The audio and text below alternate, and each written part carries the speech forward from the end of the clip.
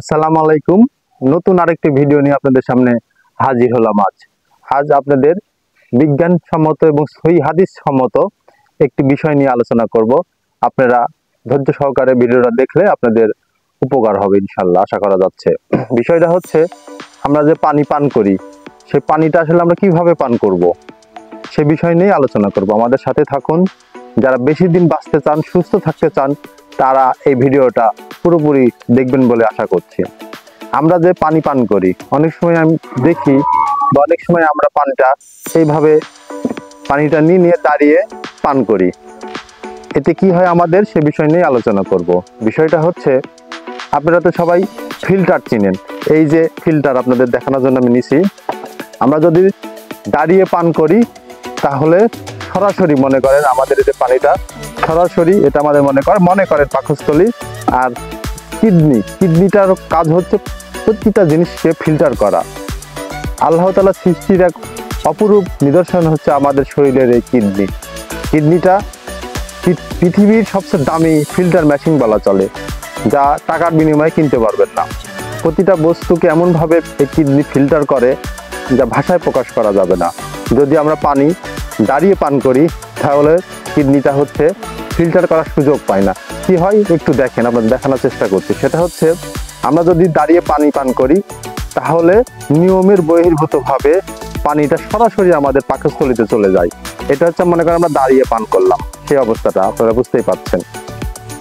তো দাঁড়িয়ে পান করলে কি হলো, কিডনিটা ফিল্টার কাজ করতে পারলো না, কিডনির কোনো ভূমিকা থাকলো না, সরাসরি পানিটা আমাদের পাকস্থলীতে চলে গেল, যা আমাদের শরীরের জন্য অনেক ক্ষতিকর। যেভাবে যাওয়ার কথা সেই না যেয়ে অন্য প্রসেসে পানিটা চলে যায় যদি আমরা দাঁড়িয়ে পানি পান করি।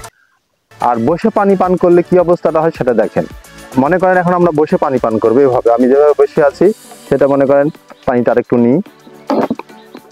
এই যে পানি যদি বসে পান করি, কি হয় দেখেন, এই যে পানি আমরা নিলাম, নেওয়ার পরে এইভাবে খেলাম। এরপরে কি হয় দেখেন, পানিটা সরাসরি বিভিন্ন মাধ্যম দিয়ে কিডনিতে পৌঁছা, কিডনি এইভাবে ফিল্টার করার পরে এই পানিটা আমাদের পাকস্থলীতে পৌঁছায়।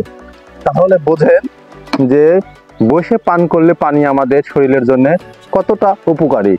যে আমরা আসলে অনেক সময় দেখি যে পানি পিপাসা পাইছে, বিভিন্ন জায়গাতে আছে, বাসায় আছি বা বাসার বাহিরে আছি, বাজারে আছি, অফিস আদালতে আছি, দাঁড়িয়ে আমরা ঢক করে এভাবে পানি নিয়ে ঢক করে পানি পান করি। এতে আমাদের শরীরের যে প্রাকৃতিক প্রসেস, বিজ্ঞানসম্মত যে প্রসেস, সে প্রসেসটা হয় না। এতে আমাদের শরীরের অনেক ক্ষতি হবে। পানি পান করব, কিন্তু আমরা নিজের ক্ষতি করব। আরেকটি বিষয় আমরা শুনছি, আপনারাও জানেন যে জমজম কূপের পানি নাকি দাঁড়িয়ে পান করা যায়। আসলে সেটা না, আমাদের নবীজি কোনো সময় পানি দাঁড়িয়ে পান করছে, সেটা আসলে ঠিক না, ঠিক আছে, কিন্তু সচরাচর পানি বসে পান করাই সেই সবকিছু মিলে হাদিস অনুযায়ী পানি বসে পান করা সুন্নত হিসেবে দেখানো হয়েছে। তো আমরা চেষ্টা করব পানি সুন্দরভাবে বসে পান করব, এতে আমাদের সবকিছুই ভালো থাকবে। আর আরেকটি বিষয় আপনাদেরকে বলি, এর আগে একটা ভিডিওতে বলছিলাম যে আমরা অনেক কিছু খাই, ভালো মন্দ খাই, খাওয়ার পরে সাথেই পানি খাই।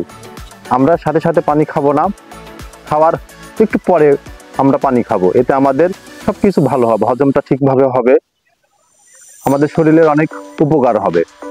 আমরা যথেষ্ট পরিমাণ দিনে মিনিমাম না পারলেও এরকম গ্লাসে 5 থেকে 6 গ্লাস পানি পান করার চেষ্টা করব।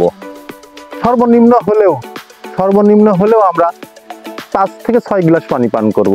এতে আমাদের অনেক উপকার হবে। বিশেষ করে আমরা অনেক সময় দেখেন মাথা কেমন যন্ত্রণা করে, ঘুম ঠিক মতো আসে না, শরীরে হজম হয় না, মনে হয় যে ভিতরে কেমন যেন আছে গ্যাস।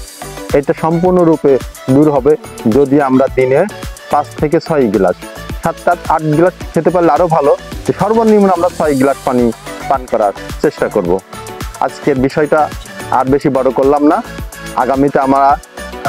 আগামীতে আমাদের আরেকটি বিষয় নিয়ে গবেষণা চলবে। সেটা হচ্ছে, এই যে আমরা গরুর মাংস আর শুকুরের মাংস, গরুর মাংস কি জন্য হালাল আর শুকুরের মাংস কি জন্য হারাম, এই বিষয়টা বিজ্ঞানসম্মত বিষয় নিয়ে আপনাদের সামনে আলোচনা উপস্থাপন করব। বিষয়টা নিয়ে এখনো আমি পড়ালেখা করছি, বিভিন্ন বিষয় জ্ঞান আহরণ করার চেষ্টা করছি।